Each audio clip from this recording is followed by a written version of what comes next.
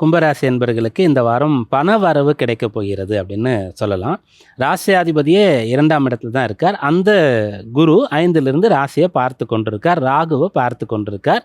வெளியிலிருந்து உங்களுக்கு வர வேண்டிய பணம் வரும். யாருக்காவது கடன் கொடுத்துருந்தீங்கன்னா அந்த பணமானது உங்களுக்கு வரும். வெளிநாட்டில் உங்களுக்கு உங்களுடைய பிஸ்னஸ் சம்பந்தமாக வர வேண்டிய பணம் வராமல் இருக்கிறது, அது பெரிய டென்ஷனாக இருக்குது அப்படின்னு சொன்னால் அந்த பணம் வந்து சேருவதற்கு வாய்ப்பு இருக்கிறது. பிள்ளைகளுடைய கல்வி சம்பந்தமாக, அவங்களுடைய பிஸ்னஸ் சம்பந்தமாக, அவங்களுக்கு திருமணம் வச்சுருக்கீங்க, இதுக்கெல்லாம் பணம் வரணும்னு சொன்னால் அந்த பணம்லாம் உங்களுக்கு வரத்துக்கு வாய்ப்பு இருக்கிறது.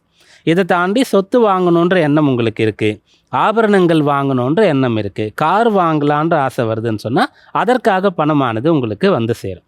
சுகாதிபதி 4ஆம் இடத்துல ஆட்சி பலம் பெற்று இருக்கிறதுனாலையும் குரு ராசியை பார்க்கறதுனாலையும் சுகவாசியாக இருக்கிறது, நல்ல செலவு பண்ணுறது, அதற்காக பணம் வந்து சேர்றது, இந்த அம்சம் சாதகமாக இருக்கிறது.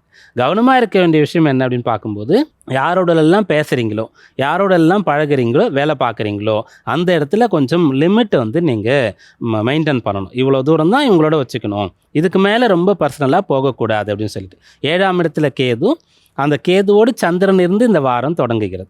அப்புறம் அந்த 7ஆம் அதிபதியாக இருக்கக்கூடிய சூரியன் உச்சபலத்தோடு இருக்கின்றார். அப்புறம் சந்திரன் 8ஆம் இடத்திற்கு போக போகிறார். அதனால் மற்றவங்க விஷயத்தில் தலையிடாமல் இருக்கிறது நல்லது, மற்றவங்களை அளவுக்கு அதிகமாக நம்பாமல் இருக்கிறது நல்லது.